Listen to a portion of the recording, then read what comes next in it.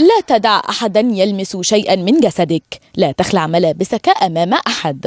مخاوف وتحذيرات يطلقها أولياء أمور تتردد على مسامعهم أصداء معلومات تفيد بحدوث اعتداءات جنسية على طلبة المدارس. البعض من هذه الجرائم يصل إلى وسائل الإعلام، والبعض الآخر يظل طي الكتمان، وعدد الحالات مستمرة في الارتفاع، والمسؤولية تتقاسمها المدرسة والمجتمع والدولة. حيث رصد تقرير مركز الأرض لحقوق الإنسان عام 2010 أكثر من 300 حالة تحرش جنسي بمدارس مصر المختلفة، سواء كانت بالملامسة أو الألفاظ.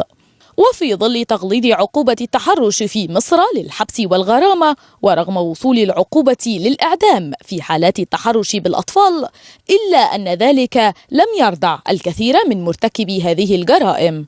لذا ربما يقتضي ذلك بذل الكثير من الجهد من كل الجهات المعنية، خاصة أن لدى الطلبة والطالبات شهادات حية لا بد من أخذها في الاعتبار والالتفات إليها للتصدي لهذه الظاهرة التي اخترقت الكثير من أسوار المدارس المصرية.